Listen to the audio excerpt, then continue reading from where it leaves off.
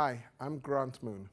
I'm making a video for Mustad for the shoes for the Danish Nordic Farrier Championships in Herning.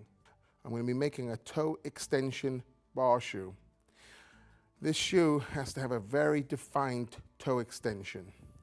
It's 3/4 fullered and it has an inverted bar. It's punched for 7 nail holes and it's a left front. We're going to start with 420 millimeters of 25 by 8. Mark the middle. Then I put a mark 34 millimeters from each end. Then I'm going to put a mark on the inside edge. Nice clean mark, because that's going to be really important later when we set this shoe up. Because when we set this shoe up, we'll know we've got our toe right when these two marks line up on the inside edge of the toe bend. So we'll start off by hitting. I'll make the heel of the shoe first, but what I'm thinking about when I'm making it is I'm making a blunt toe hind.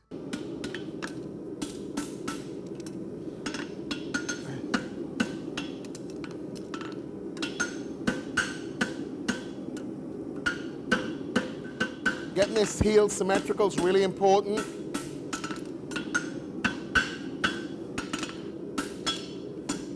So what I've done, I've made a hind toe bend for the heel of this shoe.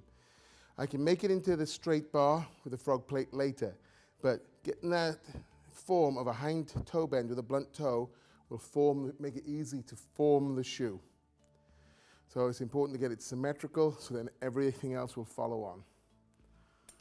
Now we've got to bend a branch.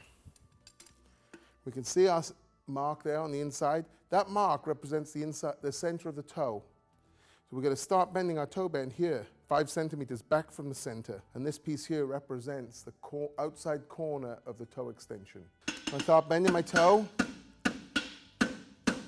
and bringing it around. Now bend my branch.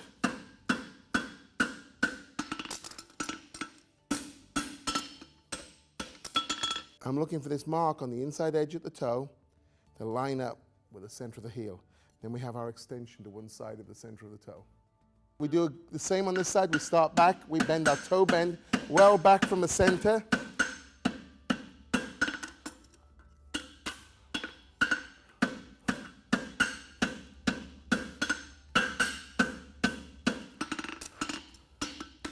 We're going to bring our branches together now.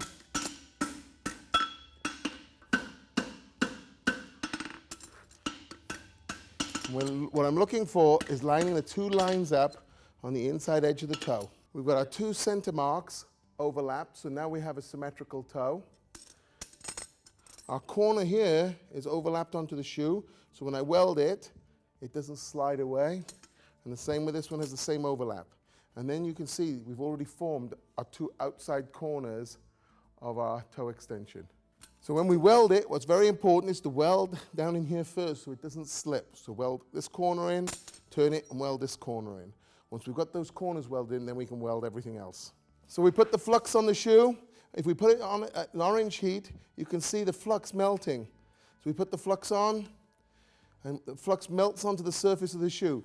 This way, when you put it on the forge, in the forge, it doesn't come off, it doesn't fall off. It's already melted onto the surface. So we're looking at equalizing color, and we can see a dark spot in the middle right now. We'll keep waiting until that all equalizes in color, and that's when we'll get the best weld. I'll weld the corner in. I'll weld the corner in. Very important to get those corners welded in. Once I've welded the inside corners, I can weld the outside corners.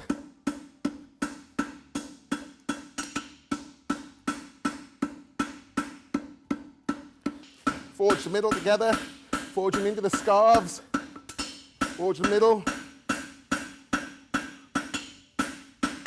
forge down into the corners.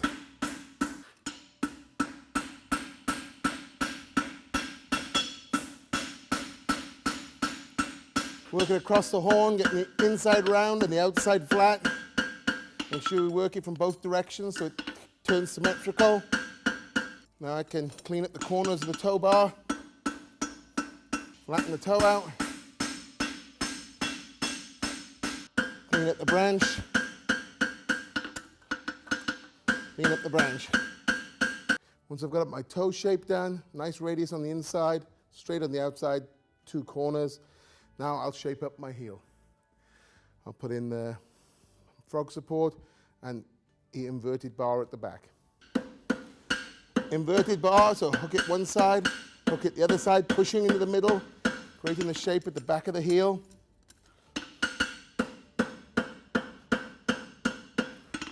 Come into the middle, around with your hammer, pull down the frog support. Also not a bad idea to work it from the back along the horn. That will really clean it up. Clean up our heels.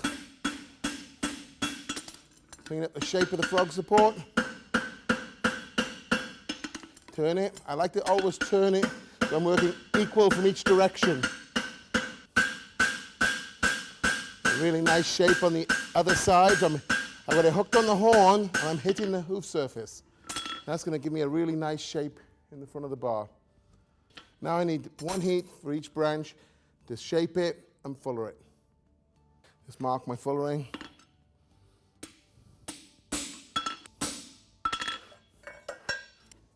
Now instead of hemming it, I just push it together to gain a bit of thickness. Right round to the heel. I'm putting shape into it and building it up in thickness a little bit.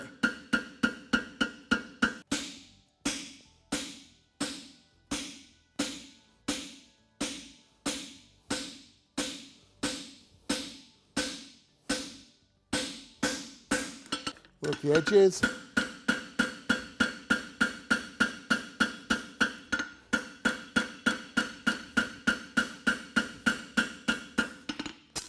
Flatten it.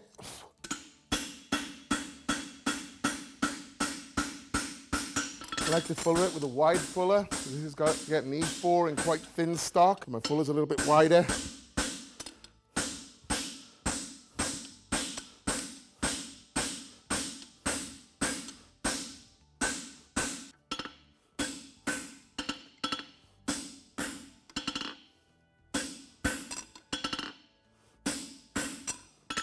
Four holes in the outside branch, 3 holes on the inside branch. So this is a left front, so I've just done 4 holes in this branch.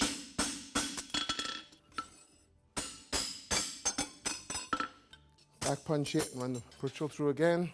This is a hard stock punch for E4s. You've got to get quite a big stamp in it to make sure those E4s drop down into it.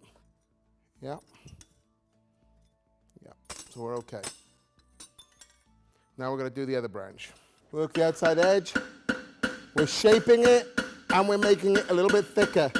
Work it up to the quarters, then away from the quarters. Clean up the outside edge again. Because the shoe's so thin, we're not hemming it, we're just narrowing it a little bit. I'll go through with my thin fuller first. Now with my fat fuller.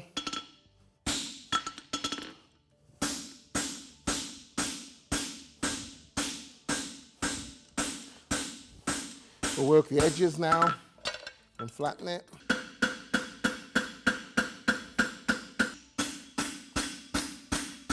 Nice and flat. 3 holes on this inside branch.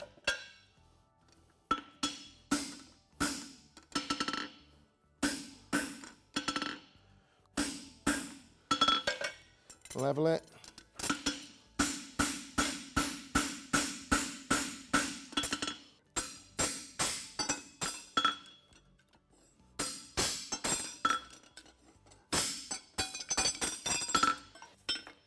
Check the nail holes. Yep. Perfect. Now I want to rasp it up. I'll have 1 heat on the toe, and 1 heat on each branch. Clean up the toe, make it nice and square. Once the toe's square, clean up the sides.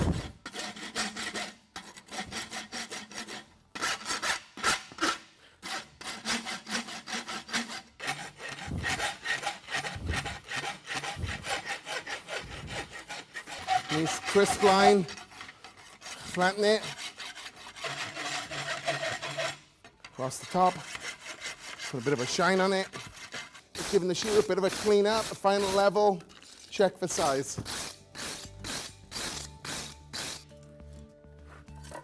145 by 165. Okay, we're done. One toe extension bar shoe.